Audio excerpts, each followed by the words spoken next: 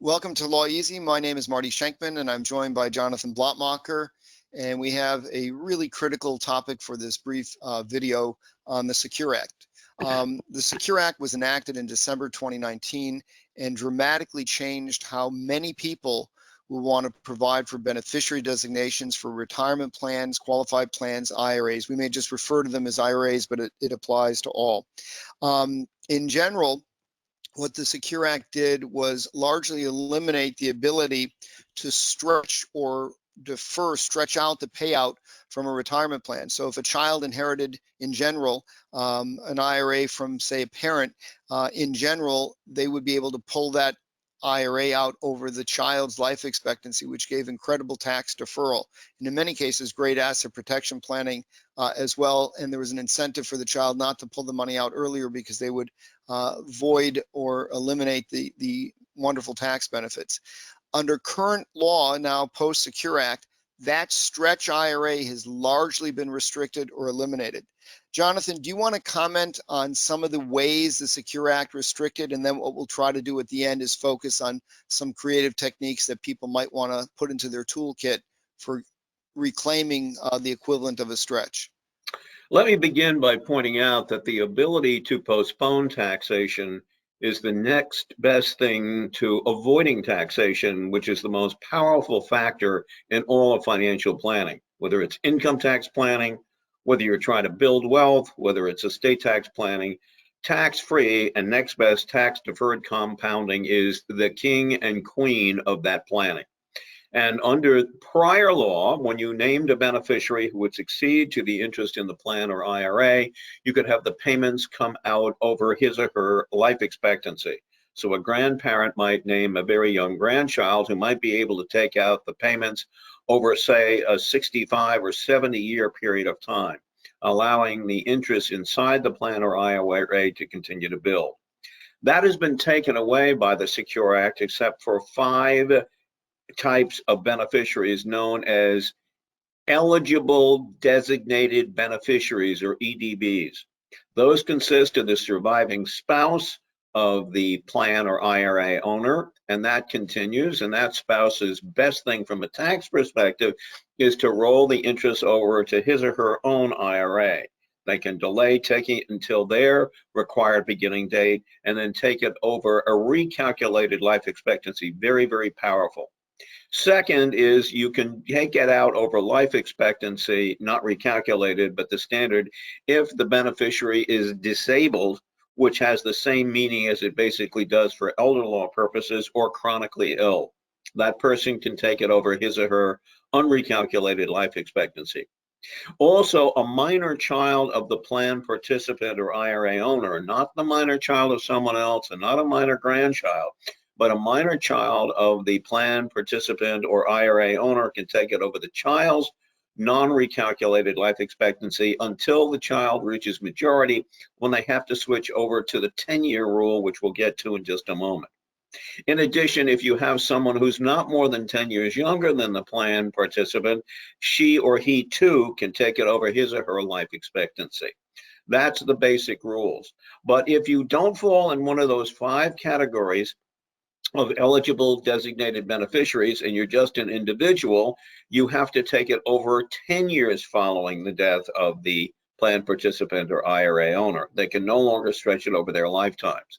One benefit of that is that they can wait until the end of the 10th year following the death of the IRA owner or plan participant and take it out. Whereas if you use a life expectancy, you have to take it out ratably beginning in the year after the plan participant or IRA owner dies. If you're not an eligible designated beneficiary, or just a designated beneficiary because you're not a human being and you don't fall under one of the special trust rules, then you have to take it out as a general rule over 5 years, unless the plan participant or IRA owner has reached his or her required beginning date, which is today is around age 72. So if you have somebody who is over the age of 72, then you don't use the 5-year rule. You use the balance of the plan participant's life expectancy. By the way, if you're under the age of 92, you will have more than 5 years. But unlike the normal 5-year rule where you can wait until the end of the 5 years, you have to take it out ratably over whatever remaining life expectancy the IRA owner or plan participant had. So now with these changes, we have a different and a new environment. And there's a number of different factors, and we only have about 4 minutes left, so we can only briefly touch on them. But what we're going to do is introduce 3 creative planning techniques that you may want in your arsenal. But keep in mind, there's a number of factors that practitioners have to think about in guiding clients on how to set up a beneficiary designation. One is the question of income tax and being cautious and mindful of having a lot of money trapped inside of a trust at a high tax bracket. Another is the asset protection of having something owned outright without a trust. And a third is the sophistication or maturity of the beneficiary, which may create a problem. Jonathan, there's some background noise there that if you can Yes, silence. continue to cut back on the background noise for a few minutes. Thank you. Yeah, I'm sorry about that. Quarantine hazards, folks, so you all know about those. So there's three techniques that we want to quickly mention. One is naming a charitable remainder trust as a beneficiary. So the idea is that a charitable remainder trust is an entity that does not pay income tax. So what happens is if the IRA is paid to the CRT, the charitable remainder trust, there's no income tax on that pay in, but there'll be income tax on the payout to the beneficiary of the CRT. But that may give you the equivalent of a stretch over, say, 20 years or the life expectancy of the beneficiary, depending on how it's structured. So, Jonathan, do you want to comment quickly on CRTs, and then we'll go on to the other 2 techniques that we want to just alert people to? But by the way, there's an article in the May issue of Estate Planning magazine that I did with my nephew and with Richard Fox, who's one of the outstanding charitable lawyers in the United States. And we talk about using charitable remainder trusts. And I think the best thing you can look at if you want a long stretch is an income only with makeup charitable remainder uni trust.